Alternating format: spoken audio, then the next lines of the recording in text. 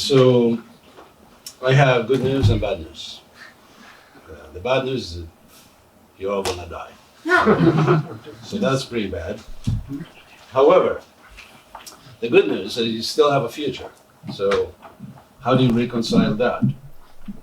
The first, sorry, I have to set it up right. The first thing to understand in life, in philosophy, in religion, in psychology, in any discipline that explains about the natural activities and attributes of beings in general, and not just human beings, is that any entity that is animate, that has a soul or an atma or a person residing within it, as the soul is the same, whether it's a tree or an animal or a human. So if you think we are special, we are in a certain way, because we can understand how to get out of this entanglement. Again, the game of life is rigged. You just, as soon as you're born, you're starting to die.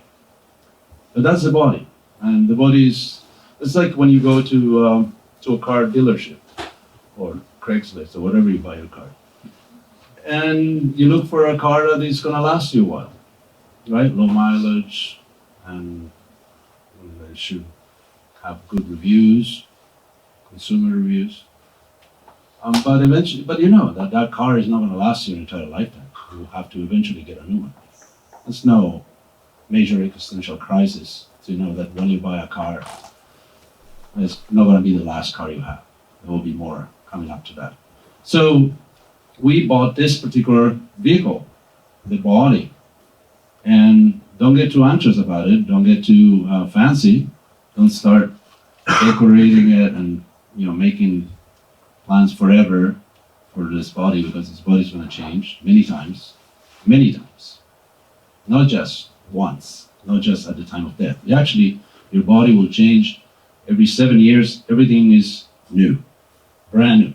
Cells, everything, hair, nails, everything. It's a different skin. Everything changes. So every 7 years you got a new body, and eventually the body's old and decrepit and not functioning very well. The organs are tired. The lungs cannot really move freely, and the heart cannot really pump like it used to when it was younger. And you can't live there. The soul has to go somewhere. So that's where the state of your consciousness will determine your place of destination. That's why I say you do have a future. You didn't say a good future. Well, it's probably not a bad future. The fact that you're here is a good start, I would say. Your coordinates on your human GPS are doing fine right now. So do not take the crowded alternative route that goes down, and you don't want to be there, where your consciousness gets polluted and distracted, and you place objectives in front of you that are not permanent. Because if we are actually permanent or eternal, it means we don't have a beginning, we don't have an end. So there's something that we should be doing constantly, regularly. Right now, we have different things, different lifestyles, different plans, different desires. These are all creeping up due to the contact with the material world. Material world means a place where there is birth, old age, disease, and death. That's the material world. Whether you're in a higher level or lower level, whether you have money or no money, you have beauty or not, education or not, wherever you have, you're still in the material world. Just like a prison. Let's say if you have a solitary cell, or you are friends with the chaplain and the warden, and you have a private cell with a water pot and a drinking fountain and a window looking at the patio, it's still in prison. You may have better accommodation, but you're still in prison. And the fact is you can't get out until your term is done. So this is This is the problem living in the material world. And in the Vedic literatures of India, this world and the ruler, the warden, is called Maya. Maya. You heard that word before, right? Maya. Maya means that which is not. In other words, illusion. Just like, for example, if you have a dream, it may be very vivid, you may be seeing things that are very much alive and affecting you. But they're going to go as soon as you wake up. They're not going to mean anything. Once you're awake, you have a different life. So right now, we are in a dream state of sorts. You see, we are identifying with a particular situation. I'm a male. I'm a female. I'm old. I'm young. I'm black. I'm white. I'm Japanese. I'm Korean. I'm American. This and that. All this stuff. I belong to a certain community. I belong to a certain tradition, a certain religion, a certain social strata. All this stuff is really a temporary misidentification. You're identifying with a particular group or a particular race or gender. That is actually not you, has nothing to do with you. Just like you, if you're dreaming of identifying with certain people and certain foods and all that stuff, but it's going to be gone as soon as you wake up. So the process of yoga, I heard a nice definition the other day, is bridging heaven and earth. That's what yoga means, to actually connect with our infinite nature. That's what yoga means. In the West, and in the East as well, I may say, yoga has been translated, I say, as an activity to make you limber and, so you look good and you can do amazing stuff and reach a certain level of awareness. The chakras, you heard of the chakras? Yes? Well, there's no such thing. If you cut open a skull, you'll see no lotus flower in there. The chakras are basically imaginary points for meditation purposes, so you actually stop thinking that you are the gross body. We need a little help, right? It's like if you're teaching, what could you teach? Nuclear physics. You can go to MIT and you'll have a great time, because you just give simple phrases that refers to huge bodies of knowledge, and everybody will get it. Oh yeah, I understand. You study all that. Whereas if you teach nuclear physics in a maximum security prison for the criminally insane, you will actually, you could, but you will have to change your approach, because these people will actually be looking at you as a dish, basically, something that you want to eat. And therefore you will have to teach them in such a way that to entertain them, to elevate them, because their consciousness is very low and it's mistaken. So, why did I say that? Because we are in a prison for the mentally insane. That's what the material world is. What everybody believes, I am the body, I am this, I am that. But you're not. You're not. So therefore, there are different levels of yoga to explain to you that you're not the body, you're the soul within the body. And according to what level you're at, one particular type of yoga will appeal to you. There are many kinds of yoga.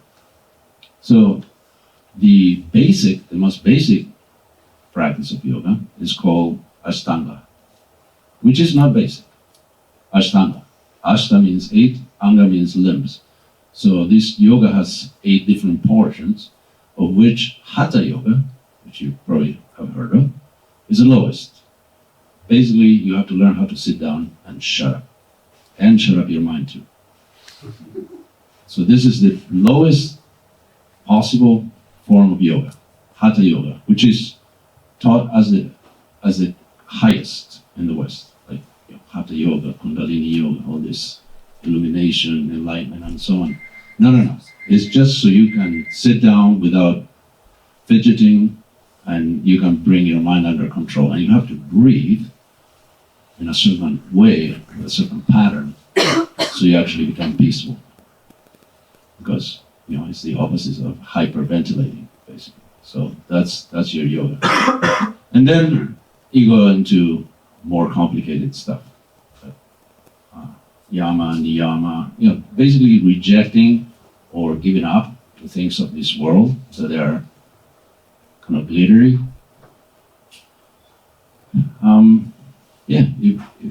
And therefore yoga is practiced in solitude most of the time. Another piece of news that I'm sorry to give you, all that, rolling the mat and meeting your friends with the latest design their leotards, that's not really, but it works for the West, which is a good beginning. It's like for the criminal insane, it will work. But you actually have to learn how to detach yourself, because you're going on a journey. You're going away. Like my wife and I are going to Mexico tomorrow. Not a vacation. We're going to the dentist. It's cheaper, better. So we had to pack. We had to prepare. We had to think, okay, how much money do we need? We need the passports. And are we driving there? It's crazy driving there, so we should park on the border and then cross on foot and then take an Uber to where we're going, etc., etc. You make a lot of planning, even just to go to Mexico. And what are we going to eat? And that's just to Mexico. All of you, me included, and probably earlier than you, we're on a big trip. As soon as we leave this body, we are gone. There's no more connection with this part.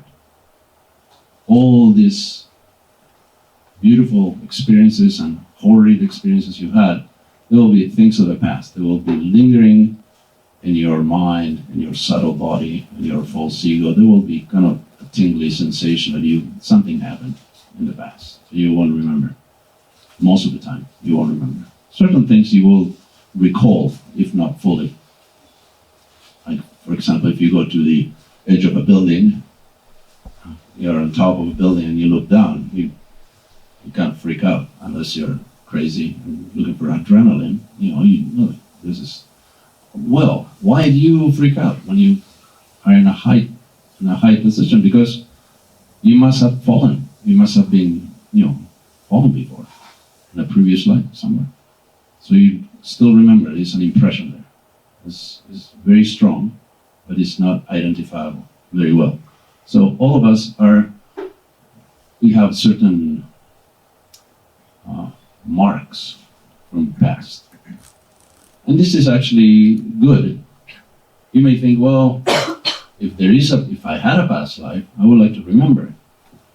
No, that's not so good, actually. Because you had many good things and probably just as many, if not more, bad things happen to you.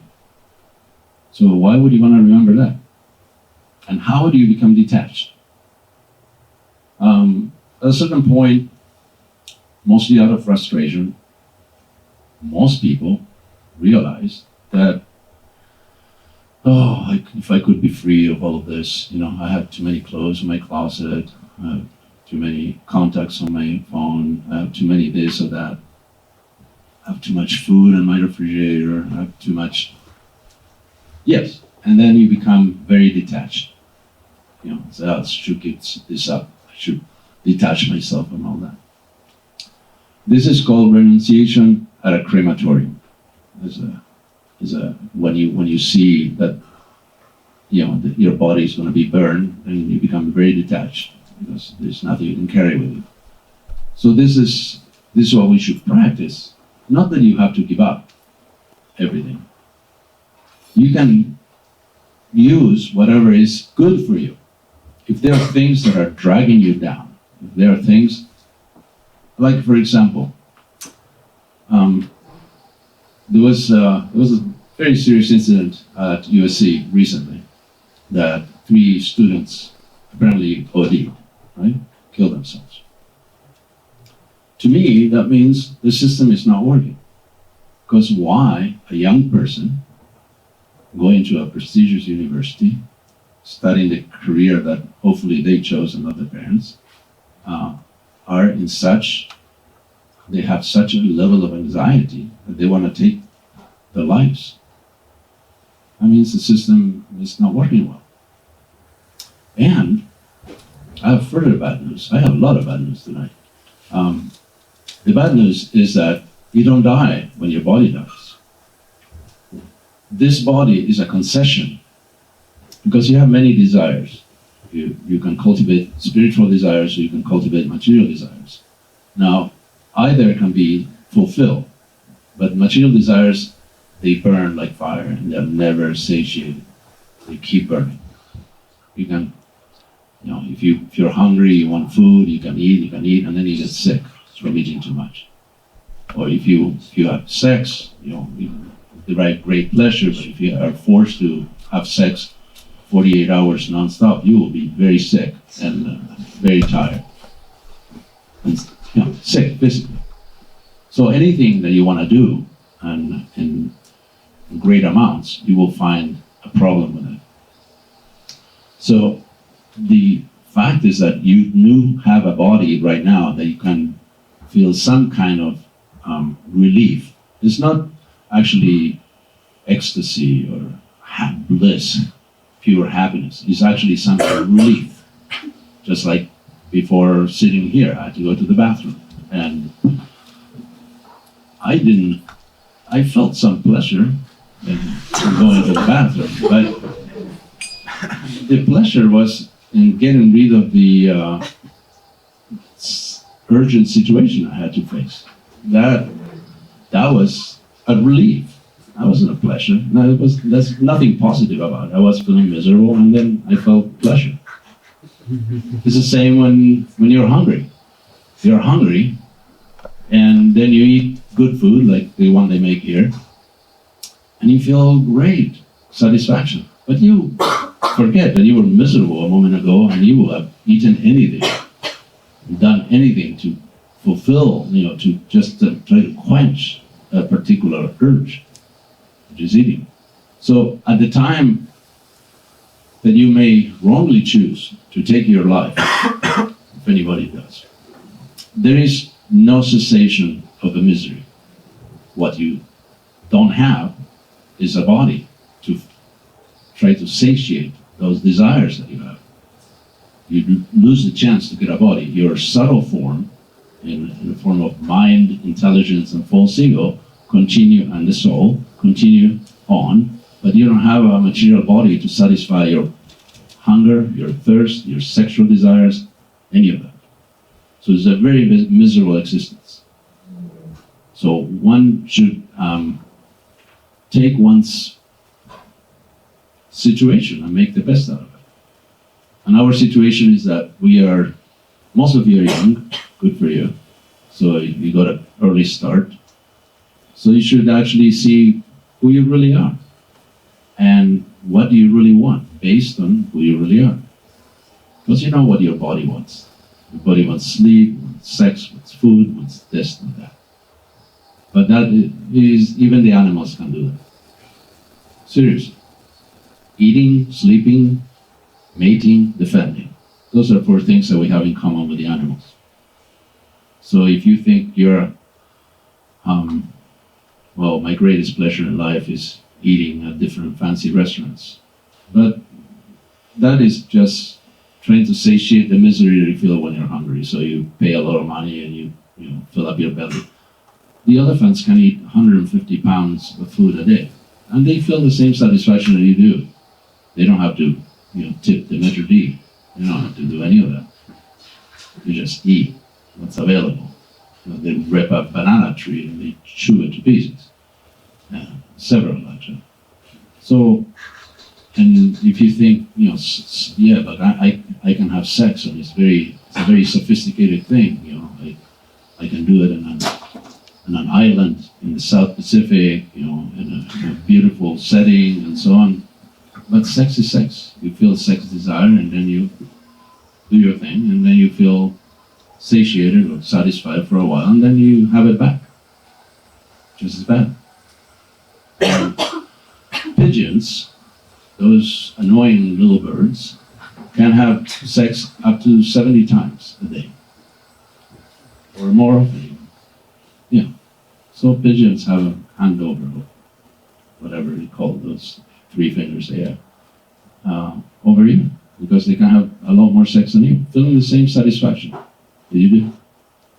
So elephants, cockroaches, they can live anywhere and they can eat anything. We require a roof over our heads and some kind of decoration. Roaches don't need anything. They can live anywhere. So we should take advantage of this human form in order to get out of that cycle. And that cycle is called samsara. Samsara means birth, old age, disease, and death. Those are the only problems in life. And as long as you have a human body, you can solve that problem. But if you behave like an animal, if you actually concentrate on these 4 activities, eating, sleeping, mating, and defending, then your consciousness will be stuck. And you will actually get the privilege of getting, next time, an animal body instead of a human body. Because an animal body is better suited for those activities than human bodies. And then you'll be dull. You'll be dull. I mean, people imagine when they talk to their pets that the pets talk back to them and all that. But really, come on, seriously? You can talk to your dog and imagine all that. I once saw a cartoon by Gary Larson, The Far Side. I don't know if this is too old for you guys. And there was a guy explaining to the dog that he shouldn't get into the kitchen cabinet and eat stuff like that. So in one of the squares of the cartoon, there was a guy saying, "Listen, Ginger, you cannot get into that cabinet and eat the food that's not meant for you. You understand, Ginger? This is the last time I'm telling you, Ginger." Okay. And the next square was what the dog actually understood, which was blah, blah, blah, Ginger, blah, blah, blah, blah, Ginger, blah, blah, blah, Ginger. So don't become a Ginger. Yeah, just stay in the human form and try to make progress. Because we have a divine nature. And this is what we should aspire for. It's not something that you have to get. It's something that is inherently yours and you have to recover it. Just you need to prove it. We have serious amnesia. And you have to just remember who you are. The process that we were actually following before I sat here and admonish you for not doing the right thing or whatever, it was the right thing. Actually, for this age, in different ages, and these are kind of cosmic ages, they last a long time, there are different processes of yoga to practice, to attain self-realization, of consciousness of the self. In previous ages, long time ago, people were they lived a little longer, and they were healthier, and they were smarter, and they were more pious, etc., etc. And they could actually perform great austerities, great meditation for many years. It's really hard to find a place where you can be by yourself without being bugged. And probably if you go to a solitary place, you expect to have Wi-Fi, right? So in those ages, you could actually practice long meditation and yoga and austerities, not eating very much, not sleeping very much. Nowadays, it's very difficult, very, very difficult. So as the age progressed, things got worse. So nowadays, the process recommended, the process of yoga recommended, is called bhakti. Bhakti. Bhakti yoga means yoga of love or devotion. And the process has been simplified for us. Because it's, the sages could foresee the future, and they gave us a break because they knew we weren't going to be qualified. We weren't going to be very austere, not very detached, and our intelligence will be always clouded, and where our level of anxiety will be off the charts, and we'll sleep poorly and eat very poorly.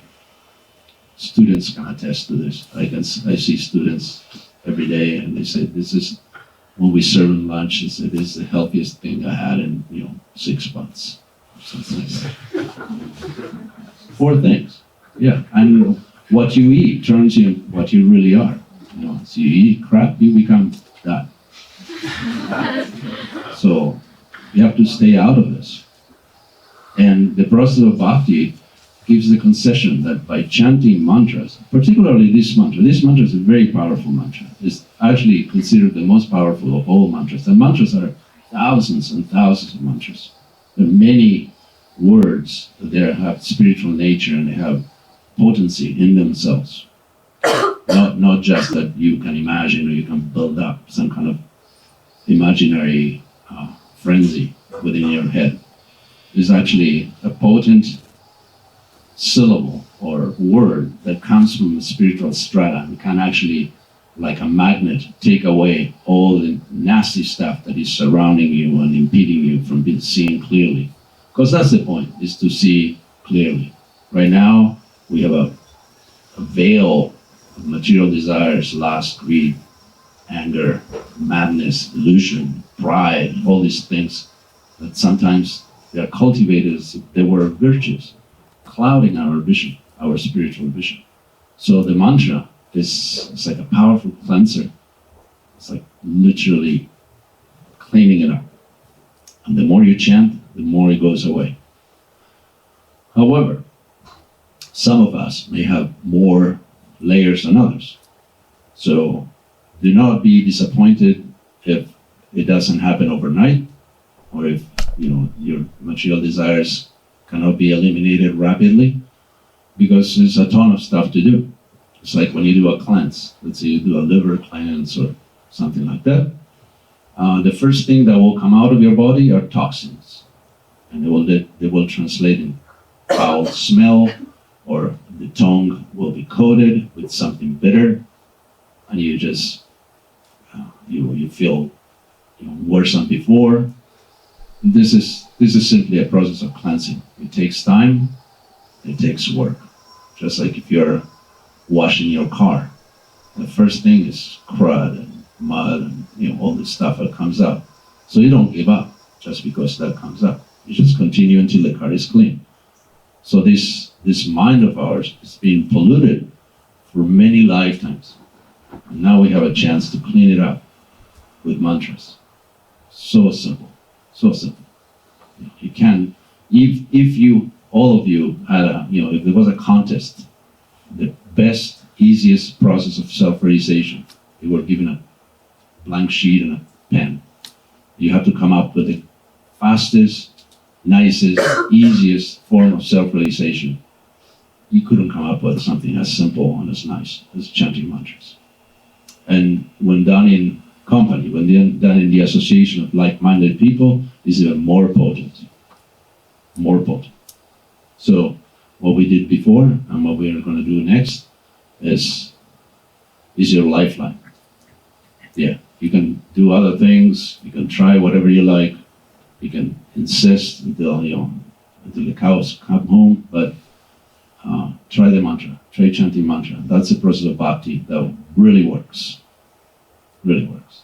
And I can see a few familiar faces that have been doing this process for a while. It works. It works. These are intelligent people that if the process didn't work, they will give it up. It's no point. Not out of pride that you keep doing it. And the mantra is such that the more you chant, the better it gets. The more the flavor comes back. This mantra meditation is compared to the cure for jaundice. You know this disease? Jaundice is a disease of the liver that basically you can identify it easily because your body turns yellow. because of that bile disruption. And the solution is to take raw rock candy, sugar. But when you take it, it tastes bitter. So the more you take it, the more your bile will normalize until eventually you will actually feel that it's sweet. So what's the amount of material bile that we've been accumulating? So I don't know. It's up to you. So take the mantra, take this mantra, write it down, chant it with music, without music, silently, whispering, openly, in any way you can. And the more you do it, the more you will feel the sweetness coming back to you. And then everything else will seem insignificant. And your amnesia will be gone. You actually remember who you really are. And you won't have to ask anybody, what should I do? Because the soul knows. All right, enough of a diatribe. If there are any questions or comments, we'll welcome them now. We have a couple of minutes, and then we get into the chanting. Yes, please. Is it possible to reconcile religion with meditation? Well, the word religion comes from Latin. It's re ligare. Ligare means to put together. And the word yoga comes from the root yuk, which means to put together. So you have to actually see the world as God, the divine, will see it. So there is no discrepancy between religion and meditation. Meditation is part of religion. If your religion is not teaching you that. You know why people go to a certain church? In America, they did a survey quite a while ago. Because it's closer to home. Because it's a shorter drive.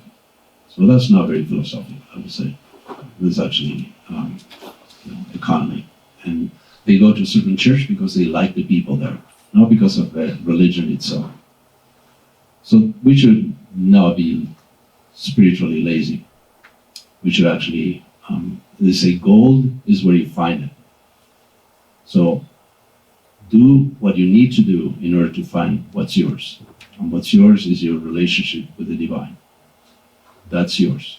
And whatever religion takes you there, whatever process takes you there, that's the right one for you. And if something can help that, then be open enough and do that too. So yes, whatever you're practicing, whether you're a rabid fundamentalist, or you're an atheist or an agnostic, whether you're whatever your twist is, whatever your religion, whatever your path, just add the mantra. And you can't go wrong. There's a story, and this is a true story. Maybe I've told it before, but not to some of you. There is in the 1920s, there was a guy in Russia that he read the Bible, and he found out a statement that said ceaseless chanting of the holy names. He couldn't understand what that meant. Ceaseless chanting of the holy names. It's right there in the Bible. So he became a mendicant on purpose. It's not like he was unemployed no, he actually traveled from place to place, kind of on a perennial pilgrimage, and he will ask monasteries and wise men and anybody he could find, what is the meaning of that? And people told him different things, but he wasn't satisfied. Until one day he found an old monk, and the monk said, well, you're involved in this Christian process, so just say, Jesus' prayer, Jesus Christ, give me your mercy. Just say that 300 times every day. He said, okay. So, and come see me in a while. So he did that for in addition to other, he will do prayers, he will do fasting, he will only eat bread and water for quite a while. He did that for a while and came back to the monk, and the monk said, so what happened? He said, well, not exactly sure what happened, but when I was doing the other stuff, my prayers and my ablutions and my austerities and so on, I could only think of the prayer that you gave me. He said, okay, then it's working. Because it was more powerful and it drew your consciousness. So the mantra will do that. No matter what else are you doing, whatever is stronger will draw your consciousness in. And the mantra is the most powerful thing. And even there is I can't remember where it is, Svetasvatara Upanishad, one of the Upanishads, I think it is, that says that this process for this age, this particular age, is pretty much your only ticket. I mean, if you have other names of God, and so means the one who possesses all of that in the unlimited degree. And the word Rama means the source of pleasure. We all want pleasure. Well, go to the source. Cut the middleman out. And Hare or Hara is the feminine form of the divine. Because God is not some kind of old guy, sitting on a cloud, throwing thunderbolts, giving people eternally starched sheets to wear and a trumpet or a harp. Send them to a cloud. Okay, that's your cloud. Go there forever. Good luck with your tune. Keep practicing. This is a horrible idea. I mean, can you imagine? Can you imagine that's paradise? No Super Bowl, no Mexican food, just a harp or a trumpet, the same tune forever, sitting in a cloud, cold and wet. Because that's what clouds are. They're cold and wet. Yeah, it's horrible. Horrible. So the mantra will take you past that infantile conception of heaven, paradise, and so on. So again, religion, no problem. Just whatever your religion is, add the mantra. Because meditation should be part of every religion. And if it isn't, it's the wrong religion. Just go to another one. Yeah? Any more? Yes, please. Could you say something about the role of a guru in the spiritual path? We need guidance. We need guidance, whatever you do. Like, a lot of you guys go to college, right? Yeah. Why do you do that? Why don't you just buy a book? Why don't you just learn on your own? Because there is an old guy or a young girl, whatever the professor looks like, that took the trouble to learn the essence and have enough didactic ability to teach it to you. It's simple. You just take help from those who can help you. So the process in spiritual life is not much different. There's an ascendant process, which is you grow up, you try to understand everything by yourself. And there's the descendant. You find someone who knows and take it from them. And it's tempting to grope around and try to figure everything out of yourself. But that's how kids are.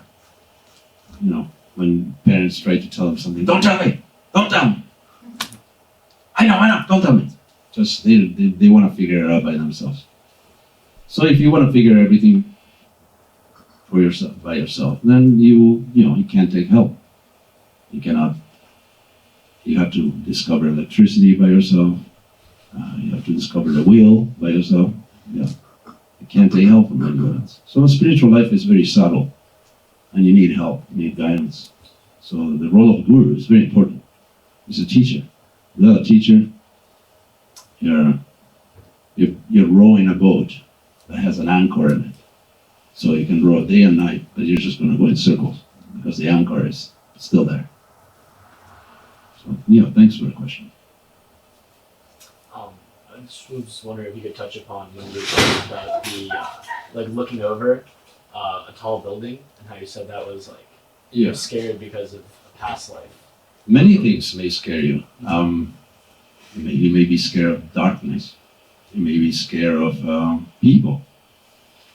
There is one boy we were talking to today that he was supposed to come, but he was too scared because of the topic that we were approaching today. And you may feel happiness by looking at a sunset, or by looking at a flower, or by looking at things.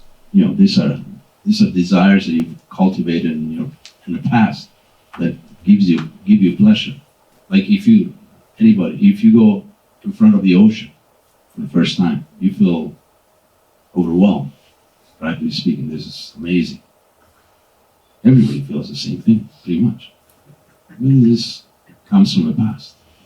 You have actually, and if you feel fear, then you may have trauma. That may have happened. If you're looking over like a tall building though, like what about the idea that you could fall and like die? Like that seems like kind of rational, right? It is rational, but if you're a 6-year-old and you look over and you get scared, that's 6-year-olds are not very rational. They don't get the point that they want to jump and die. Matter of fact, a friend of mine lived in a 2-story house. I grew up with him, and he decided to make a parachute out of newspaper and throw himself off the 2nd floor. He did. He was a strong guy, so he survived and got a broken leg and got over it. But it was a stupid idea. He didn't know. He wasn't very rational about that. Yeah. So, yeah, don't try things. Don't try things. Just that's why a guru is important. He will give you the right medicine. Like for example, she's coughing, so she goes to the pharmacy and said, "Do you have anything for coughing?" Right? That will be the right approach. Or she can go and say, "I like those other ones. I'll take those." And it happens to be a laxative. So if you cough, you're in trouble, for sure. So you should take guidance from a pharmacist or from a doctor. You always have to take advice.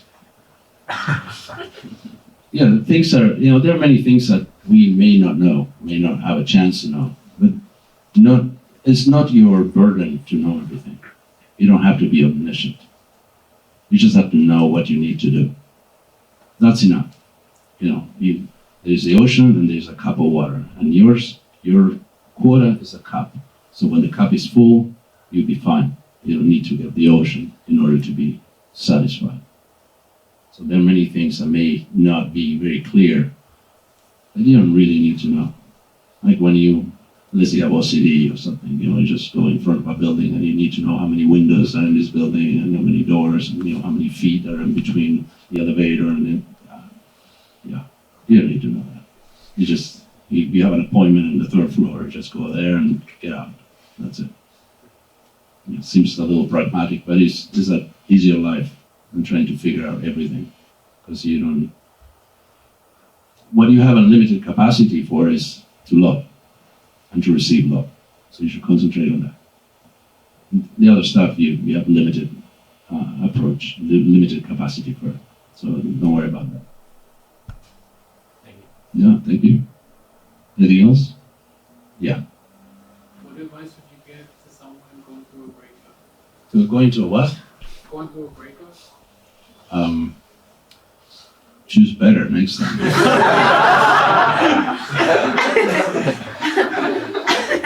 Well, it depends. Is it your fault? Is it her fault? His fault? Its fault?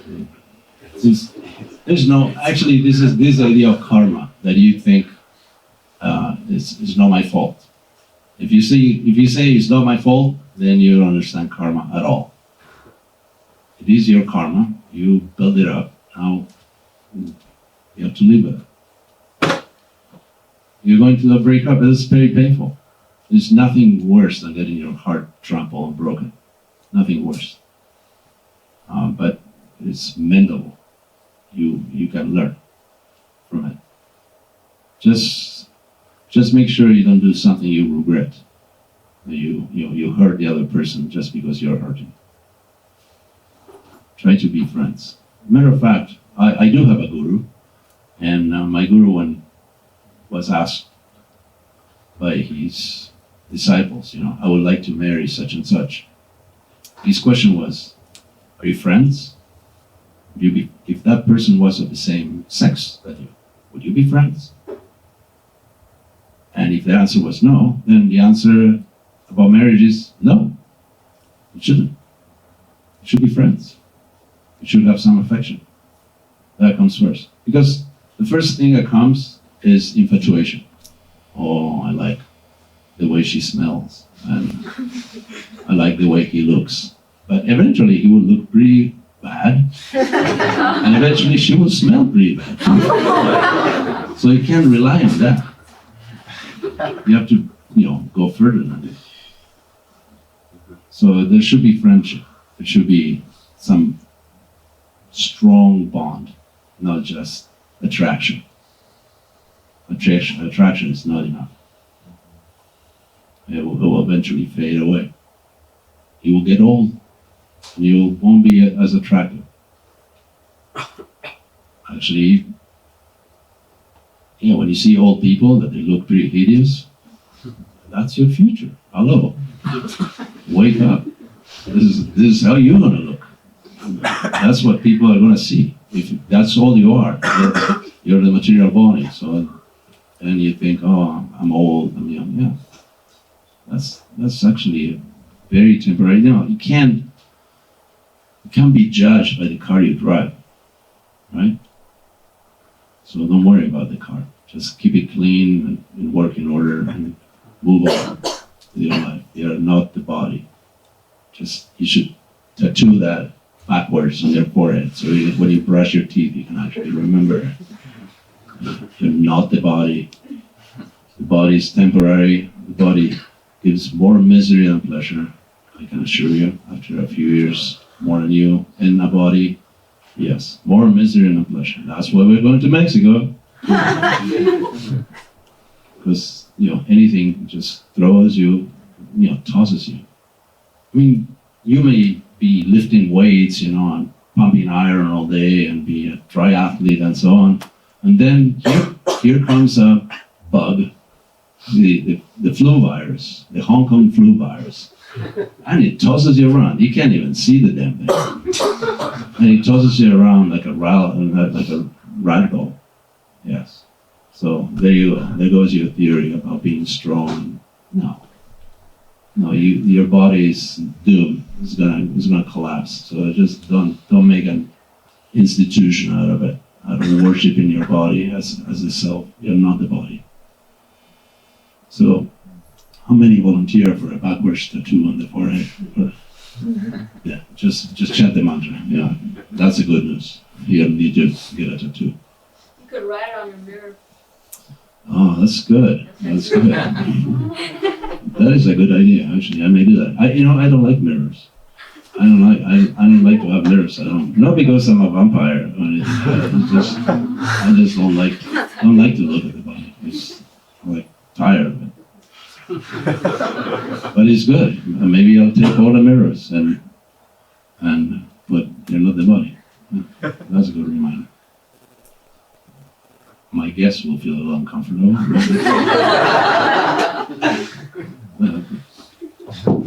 Anything else? Yeah. So I don't advocate drugs, but some people do take psychedelics or microdose psychedelics and sometimes meditate while taking them and claim to be having out-of-bodies experience or like really transcending and meaningful experiences. And I'd be very curious to hear your opinion on that. Yeah, well, that's self-realization is not cheap. You can't. I mean, I was going to give a bad example, like, if you, to get a degree, it's not a question of paying, but, since we are at USC, I can't say that. It's not cheap. to become self-realized. It's not like you can pop in a pill and then you're done. You smoke a joint and you become one with God or something like that. Yeah, it's not easy. Not easy. You have to work for it. Right? For example, if I told you that I teach to play piano, and in only one lesson you can play, you can be a concert pianist. A 1 hour lesson, you become a concert pianist. Will you actually believe me? No, of course not. Okay, well, I'll tell you, you can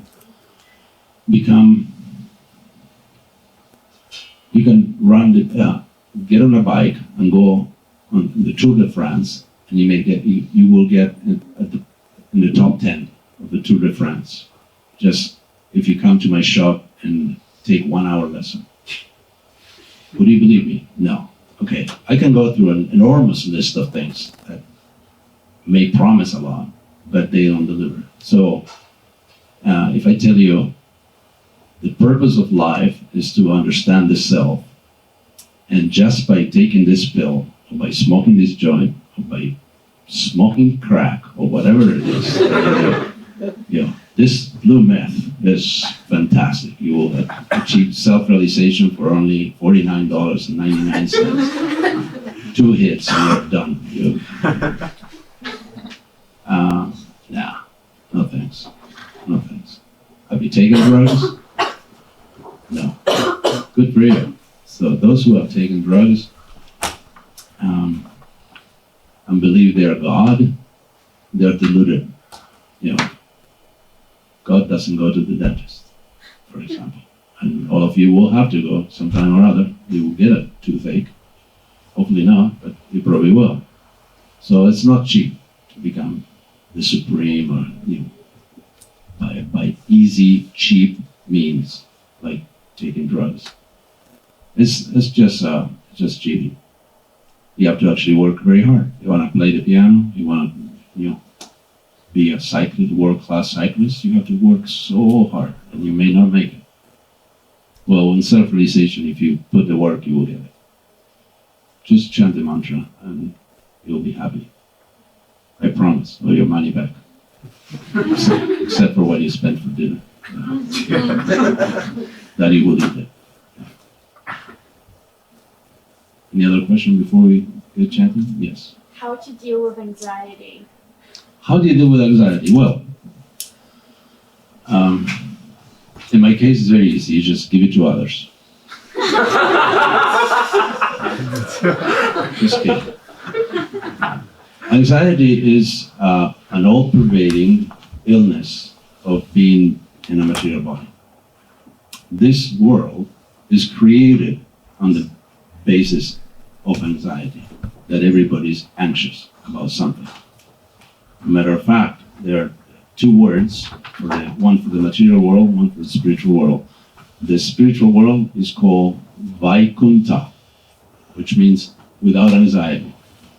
That's actually the word for the spiritual world. And the material world is called Kunta, where there's just anxiety. Because everything that you do has an uncertain future, and there's fear associated with it.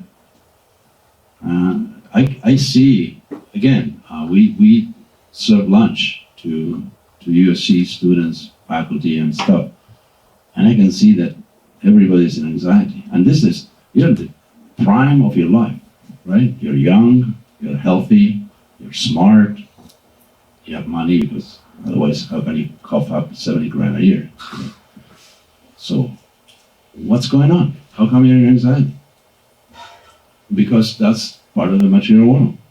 So as long as you live in the material world, and you're part of the material world, your consciousness is attached to it, you will have anxiety. And as soon as you detach your consciousness from the material plane, your anxiety will start going away, and going away. So the advice for you, stick to the mantra, really stick to it. I mean, take it as your lifeline. Like there's nothing. It's just you're drowning in the middle of the ocean and you see a lifeboat and just hold on to it, because that's all there is for you. So in this world, no matter what you're going through, you're not the first person who has anxiety. You won't be the last either. The only way you can do it is by practice. You have to do it regularly. And detachment, to see things for their intrinsic value. Is this something good for me?